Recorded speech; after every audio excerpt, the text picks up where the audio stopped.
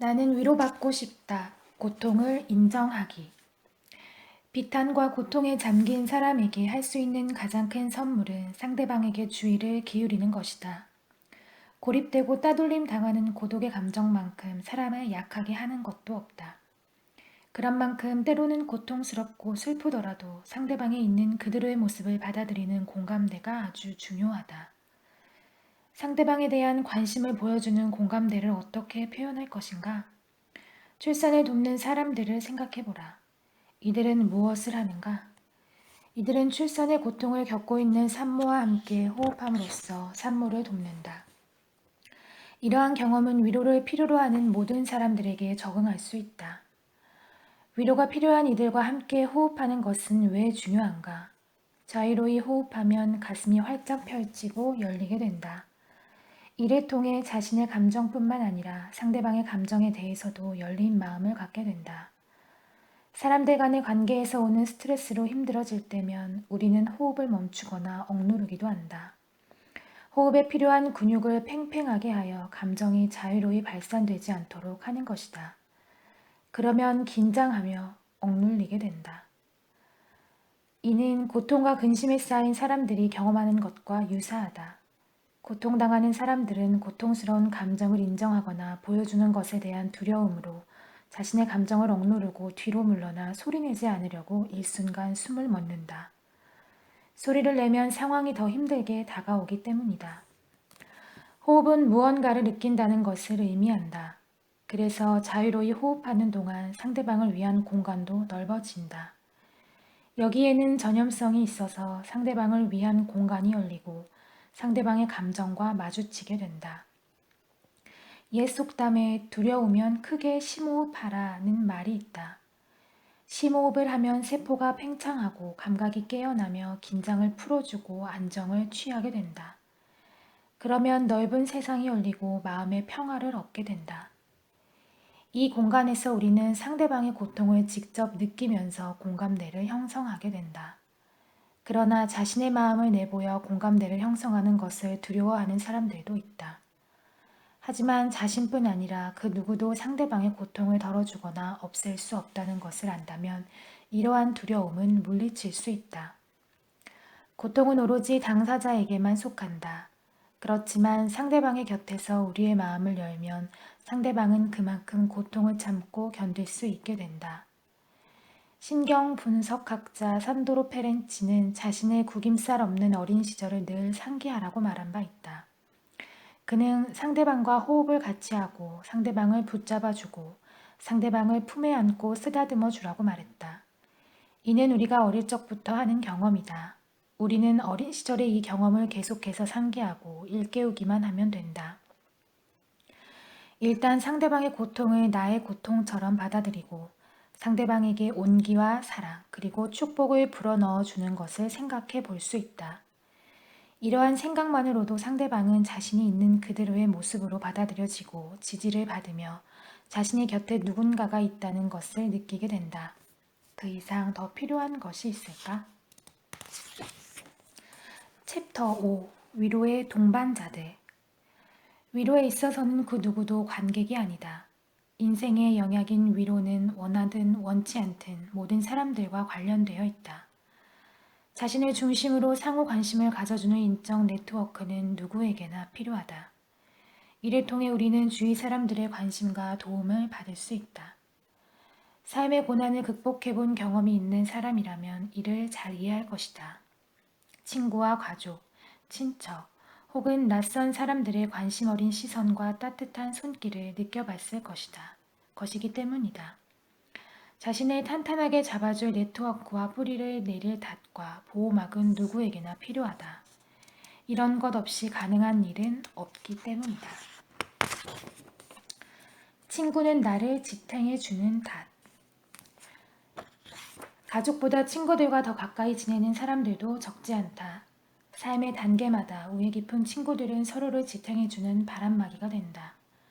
친구가 아니면 대체 누구에게 도움을 요청할 수 있겠는가? 자신의 존재를 인지하고 자신의 말을 이해하는 사람이 있어야만 인간은 비로소 존재할 수 있다. 친구들이 주위에 있다는 것은 주위 사람들로부터 자신이 인지되고 확인받음으로써 자기의 정체성을 갖게 된다는 것을 뜻한다. 또한 친구들이 나의 삶에 관여하는 것은 내가 친구들을 위한 공간을 갖고 있으며 나의 모습이 받아들여진다는 것을 의미한다. 친구들은 우리의 특징과 단점, 그리고 우리의 현재 상황을 알고 있으며 우리의 모습 그대로 받아들이고 긍정한다. 친구란 무릇 나의 존재를 좋아하기 때문이다. 지금 내가 무언가에 상당히 실망하여 주위 사람들의 도움이 필요한 상황이라고 가정해보자. 누구에게 이러한 힘든 상황을 하소연할지 한번 생각해보라. 아마 여러분은 일단 주소록을 샅샅이 훑어볼 것이다. 그러다가 놀라게 될지도 모르겠다. 연락을 할 사람이 며칠에 혹은 몇 주에 한 번씩 만나는 친한 친구들인가? 아니면 자주 만나지 못하는 친구들인가? 혹은 연락은 끊겼지만 가슴속 깊이 신뢰하고 있는 사람들인가? 결과적으로 연락을 하고 싶은 마음에 드는 사람이 몇 명이나 되는가? 진실한 친구는 어떻게 알아볼 수 있을까? 한 여대생이 정의한 진실한 친구란 이렇다. 진실한 친구는 나를 있는 그대로 좋아해 줍니다.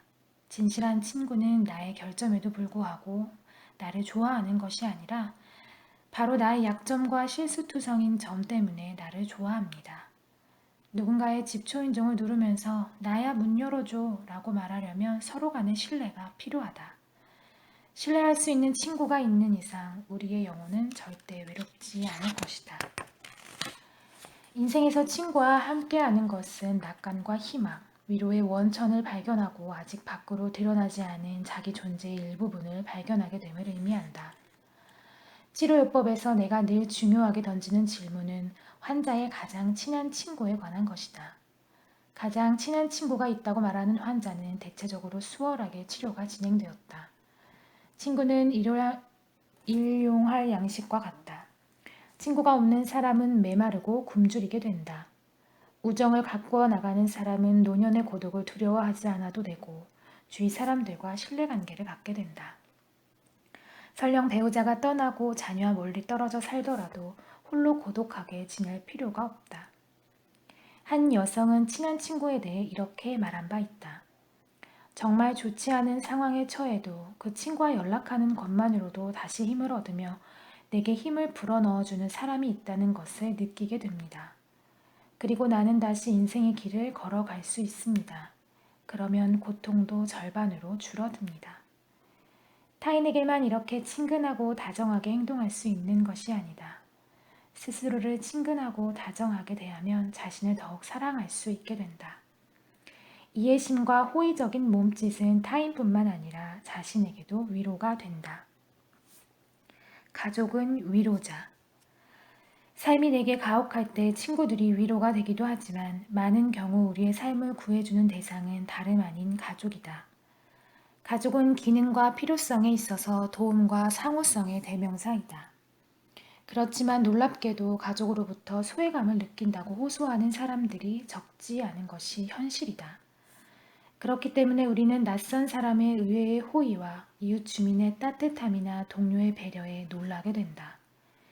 이들에게는 애당초 그런 것을 기대하지 않았기 때문이다. 하지만 수많은 조사 결과에 따르면 여전히 대다수 사람들은 정신적인 문제의 경우에 다른 누구보다도 가족에게서 보호와 위로를 찾는다. 가족에게는 다른 형태의 행복과 불운 그리고 다른 형태의 위로와 관심이 적용된다. 독일의 언론인 프랑크 슈르마허는 그의 저서에서 2차 대전 후 영국 최악의 화재 사건으로 기록되고 있는 1973년 서머랜드 호텔 대참사 사건을 통해 이를 입증한 바 있다. 심리학자 조나단 심이 입증한 것처럼 이 화재 사건의 뿌리 깊은 가족 간의 유대감을 조명하는 계기가 되지 않았다면 서머랜드 호텔 대참사는 평범한 화재 사건으로 사람들의 뇌리에서 잊혀졌을 것이다. 서머랜드 호텔에 화재가 일어나자 친구들과는 달리 가족들은 화염에 휩싸인 아비규환의 현장에서도 서로를 잊지 않고 함께 탈출하기 위해 안간힘을 썼다. 전체 가족의 77%는 서로를 구해냈지만 친구들은 겨우 25%만이 함께 탈출했다. 더욱 놀라운 사실은 화재가 발발한 시점에 호텔에 흩어져 있던 가족들은 아비규환의 현장에서도 목숨을 걸고 서로를 찾아내고자 했다는 것이다.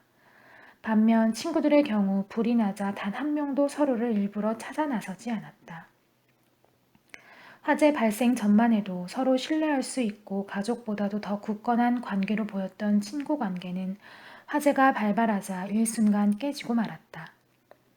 친구들은 화재에서 살아나기 위해 홀로 고군분투하였고 가족들은 단숨에 서로를 구조하기 위해 단합된 구조대원으로 변모하였다. 즉 가족 간에는 태초에 신뢰가 존재한다고 결론 내릴 수 있겠다. 무슨 일이 벌어져도 가족은 서로를 홀로 내버려 두지 않는다. 친구들이 뿔뿔이 흩어지는 동안 가족은 우리를 보호해준다. 세상 모든 사람들이 우리를 거부할 때조차도 가족은 나를 받아들여주는 것이다. 하지만 가족이 자신을 영원히 보호해주는 신성한 섬은 아니다. 가족 간에도 오해와 긴장과 싸움, 실망은 존재하기 마련이다. 더군다나 핵가족화가 가속될수록 우리의 인적 네트워크는 줄어드는 경향을 보인다.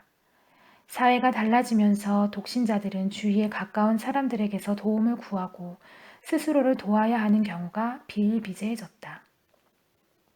하지만 태초의 인류가 그러했듯이 현대인들에게도 생존을 위해 인적 네트워크가 필요하다. 의학의 연구 결과만 보더라도 이는 명확히 드러난다. 가족이 화목하면 심장병 발병 위험이 낮아지고 암이 발병한 경우 치유의 확률이 커지고 심박수는 눈에 띄게 낮아진다. 즉 가족이 화목할수록 가족 구성원의 생존 확률은 높아진다. 이러한 사례를 보더라도 자신에게 무엇이 부족한지를 잘 알 수 있다.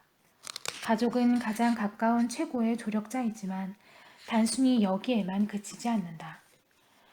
가족은 지원과 고난, 사랑과 고통의 훈련소이다. 우리에게는 이렇게 전혀 다른 두 종류의 경험 모두가 필요하다. 우리에게는 태어날 때 정해진 부모와 형제 자매만이 존재한다. 그렇기 때문에 가족은 자신에게 기쁨뿐만 아니라 고통도 안겨준다는 것을 인식하면서 가족을 신뢰하는 법을 배우는 것이 중요하다. 내가 책상에서 우연히 발견한 짤막한 그러나 아주 시에 적절한 격언에 따르면 우리는 가족을 선택하지 않는다. 그래서 가족을 있는 그대로 받아들여야 한다. 이 격언은 가족이 지금과 다른 모습이 되기를 바라는 것이 아니라 있는 그대로 받아들이고 가족은 존재하는 것에 감사할 줄 알아야 한다고 해석할 수 있을 것이다. 가족과의 인연이 가져다주는 충만함을 인식한다면 가족의 존재에 대해 감사할 수 있을 것이다. 어머니에 대해 어느 딸이 이렇게 표현했다. 어머니가 안 계시는 삶은 상상조차 할 수 없어요. 전화를 걸 엄마가 세상에 존재하지 않는다는 것은 생각만으로도 끔찍해요. 특히 나이가 들고 나니 엄마가 내게 얼마나 소중한 존재인지 더욱 절실히 다가와요. 언제든지 찾아가서 엄마와 함께 웃고 수다 떨 수 없는 삶은 과연 어떨까요? 엄마는 내 삶의 가장 큰 선물입니다. 성장한 자녀와 부모 간의 우정은 돈으로 가치를 매길 수 없는 충만 그 자체이다. 자신의 삶은 물론이고 일반적으로 삶이 덧없다는 것을 깨닫게 된 후에는 특히나 이 말이 가슴에 와 닿을 것이다. 실제로 가족 관계와 친구 관계는 엄연히 차이가 있다. 친구 사이에는 항상 주고받는 것이 조화를 이룬다. 반면 가족 사이에서는 주고받는 것 간의 불균형이 존재해도 된다는 것이 조사 결과 드러났다. 이에 대한 반론 제기도 있지만 친구 사이에서보다는 가족 간에 용인되는 불균형의 폭이 더 크다. 내가 사랑할 수 있는 가족이 더 이상 존재하지 않는다고 상상해보라. 이 얼마나 끔찍한가. 가족의 굴레에서 벗어나고 싶을 때 이를 생각하면 마음이 달라질 것이다. 내가 옆에서 사랑하고 또 화를 내도 되는 사람이 이 세상에 더 이상 존재하지 않는 것은 자신에게 일어날 수 있는 최악의 불운이 될 것이다. 반면 생사고락을 같이 하고 경쟁과 절망도 함께하는 사람이 있다면 자신의 삶이 얼마나 더 생동감 넘치며 따뜻해지겠는가. 물론 사람마다 경험한 사랑과 위로는 천지 차이이다. 그래서 가족이 자신을 있는 그대로의 모습대로 사랑하지 않는다고 불평하는 사람도 있을 것이다. 하지만 누구에게나 자신의 삶에 스스로 책임을 지고 지난 과거의 자기 모습을 그대로 받아들여야 하는 시점이 오기 마련이다. 과거는 이미 우리에게 주어졌던 것이다. 아무리 힘들고 아무런 특색 없는 과거라 할지라도 우리는 과거에서 새로운 미래를 창조해낼 수 있다. 내가 과거를 비단처럼 다룬다면 과거에서 귀중하고 따뜻한 것이 생겨날 수 있다. 나를 위로해주는 사람이 있는가? 나는 혼자인가? 수십 년 전만 해도 대부분의 사람들은 이 질문에 대해 오랫동안 고민할 필요가 없었다. 당시만 해도 조부모, 숙부, 고모, 사촌 등 대가족이 우리 곁에 있었다. 하지만 현재는 수없이 많은 사람들이 집에 설치된 컴퓨터 네트워크와 연결되어 컴퓨터 화면을 들여다보고 있다. 누군가가 내 곁에 있는가? 누군가가 나를 돕는가? 어쩌면 우리는 시선을 보다 가까운 곳으로 돌려야 할지도 모른다. 우리가 생각하는 것보다 더 가까이에 누군가 있을 수 있으며 어쩌면 우리의 신호만 기다리고 있을지도 모른다.